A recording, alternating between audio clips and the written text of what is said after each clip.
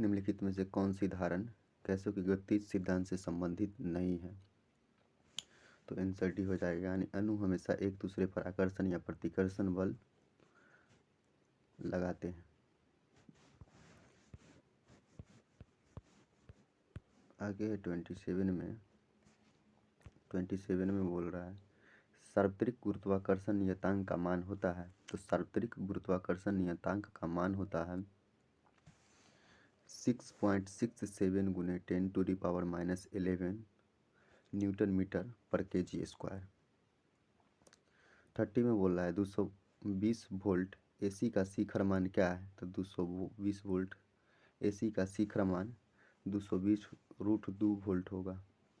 31 में एक रेडियो सक्रिय नमूने की अर्ध आयु टी और औसत आयु स्मॉल टी के बीच क्या संबंध है? तो आंसर हो जाएगा डी, यानी कैपिटल टी बराबर 0.693 स्मॉल टी।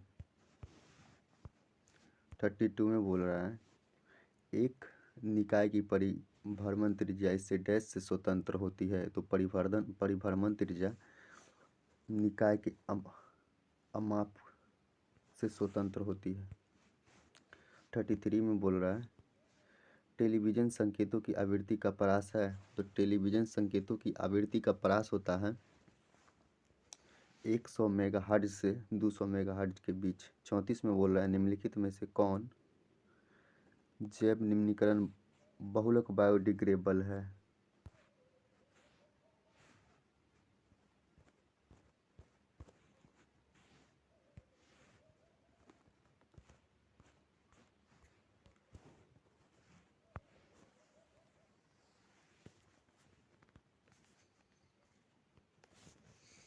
34 में बोल रहा है निम्नलिखित में से कौन से जैव निम्नीकरणीय बायोडिग्रेडेबल पॉलीमर है? तो 34 का आंसर हो जाएगा सी, यानी नायलॉन 2 नायलॉन 6। 35 में बोल रहा है एक रेडियो सक्रिय समस्थानिक का अर्ध आयुकाल 30 दिनों का है। यदि हम पदार्थ के 10 ग्राम से शुरू करते हैं तो 90 दिनों के बाद शेष राशि क्या होगी? तो शेष राशि बच जाएगा 1.25 ग्राम। 36 में बोल रहा है कैलामाइन निम्न का ऐसक है। तो कैलामाइन दोस्तों ऐसक है जिंक का। 37 में बोल रहा है निम्नलिखित में से कौन सी प्रक्रिया एक्स किरणों के उत्सर्जन की ओर ले जाती है? तो एक्स किरणों के उत्सर्जन की ओर ले जाने वाली प्रक्रिया को इलेक्ट्रॉन कैप्चर कहते हैं। 38 में बोल रहा है मिर्च में फलों की पैदावार बढ़ाने के लिए उपयोग किया जाने वाला पादप वृद्धि नियामक है। तो पादप वृद्धि नियामक है इसमें ट्राई एकांटानॉल है। क्या है? ट्राई एकांटानॉल है।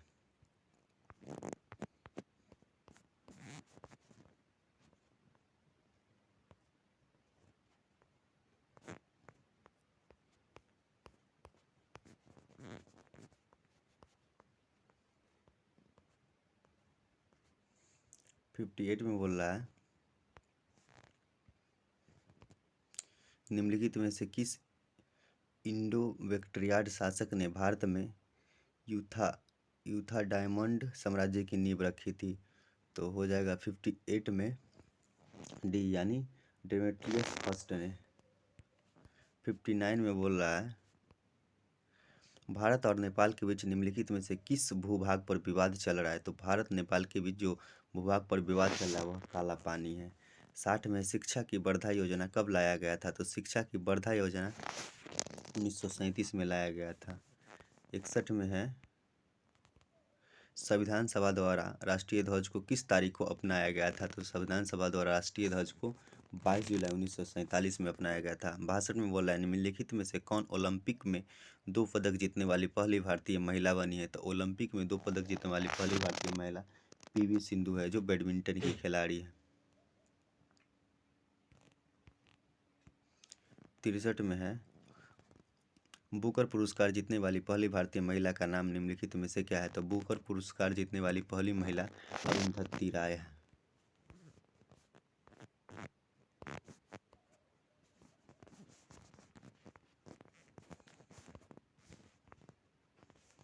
64 में बोल रहा है निम्नलिखित में से कौन सा समुद्री जानवर क्रस्टेशिया परिवार से संबंधित नहीं है, तो क्रस्टेशिया परिवार से संबंधित नहीं है वो है जलसाही। क्या है ये? तो जलसाही है।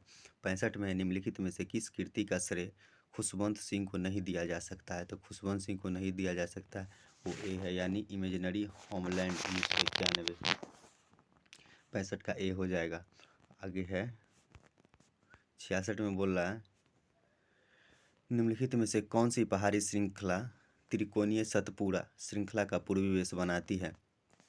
तो ये हो जाएगा मैकाल पहाड़िया, यानी 66 का सी आंसर हो जाएगा। 118 में बोल रहा है नीति आयोग के विषय में निम्नलिखित में से कौन सा एक सही नहीं है? तो नीति आयोग के विषय में सही नहीं है वह है बी, यानी 118 का बी आंसर हो जाएगा। इसके एक पूर्वकालिक अध्यक्ष होते हैं, तो इसके पूर्वकालिक अध्यक्ष नहीं होते हैं।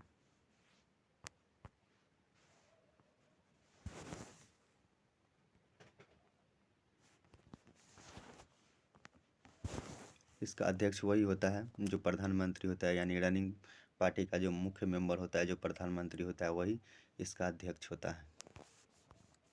119 में बोल रहा है साख को डैश के रूप में जाना जाता है? तो साख को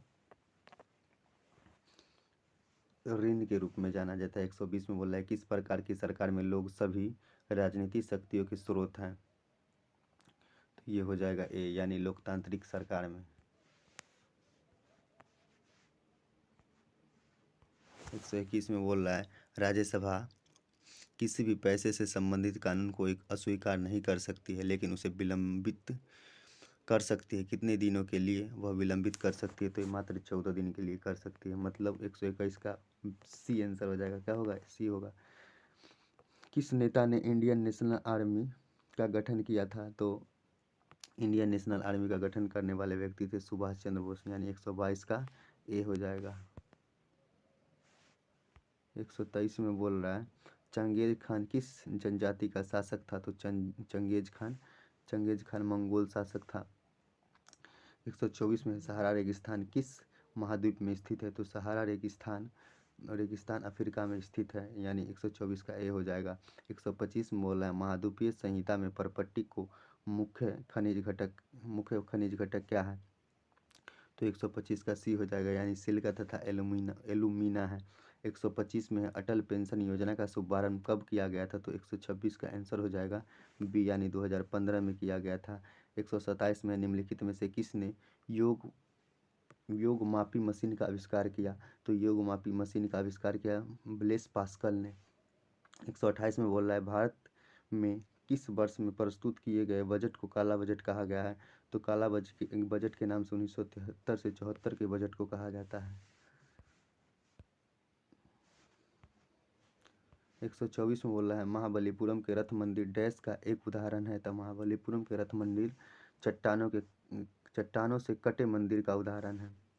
129 का बी हो जाएगा। 130 में है वेटिंग फॉर द महात्मा नामक पुस्तक के लेखक कौन है? तो वेटिंग फॉर द महात्मा नामक पुस्तक के लेखक R.K. नारायण है, यानी 130 का बी हो जाएगा। 131 में अल नगाह भारत तथा डैश की सेनाओं का द्विपक्षीय अभ्यास है? तो अल नगाह भारत और ओमान के बीच होने वाला द्विपक्षीय अभ्यास है। 131 का हो जाएगा डी। 132 में है भारत का कौन सा पड़ोसी देश किशन गंगा बांध परियोजना पर आपत्ति करता है? तो किशन गंगा बांध परियोजना पर आपत्ति करने वाला देश पाकिस्तान है, यानी 132 का सी हो जाएगा। 133 में है देशों के बीच तेजी से एकीकरण या संयोजन की प्रक्रिया क्या है? तो ये हो जाएगा वैश्वीकरण, यानी 133 का बी आंसर हो जाएगा। 134 है निम्न में से कौन बेरोजगारी का प्रभाव नहीं है? तो बेरोजगारी का प्रभाव नहीं है वो है प्रति व्यक्ति आय, यानी 134 का डी हो जाएगा।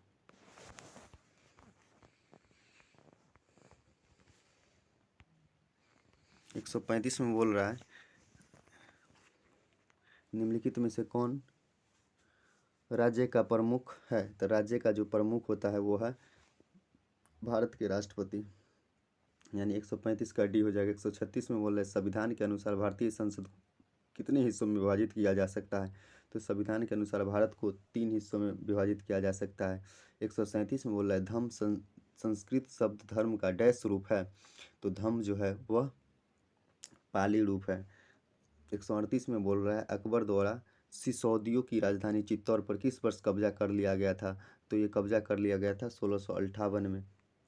139 में बोल रहा है किस यामोत्तर पर मध्यरात्रि होगी जब ग्रीनविच पर दोपहर के 12 बजे होंगे? तो 139 का आंसर हो जाएगा सी यानी 180 पूर्व पर।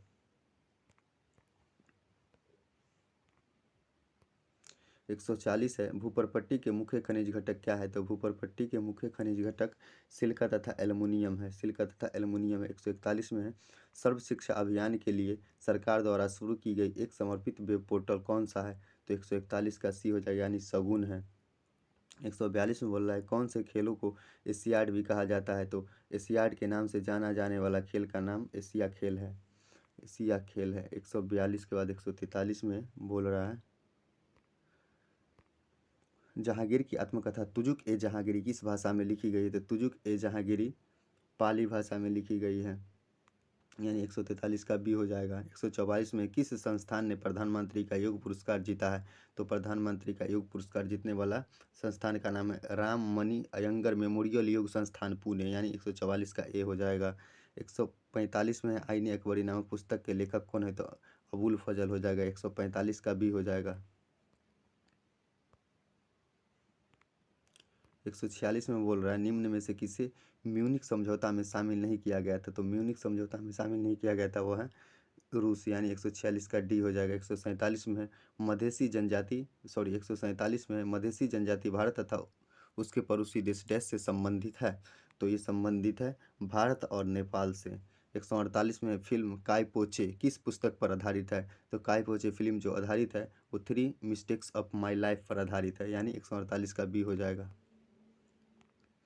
149 में है कौन से शहर में बिना रिफाइनरी है जिसे भारत ओमान तेल रिफाइनरी भी माना जाता है, जो ओमान ऑयल कॉरपोरेशन और भारत पेट्रोलियम कॉर्प के बीच एक संयुक्त उद्यम है? तो ये हो जाएगा डी यानी सागर। 149 का डी। 150 में है किस संवैधानिक संशोधन ने भारत में पंचायती राज की स्थापना की थी? तो ये हो जाएगा 150 का डी यानी 73वां संविधान संशोधन।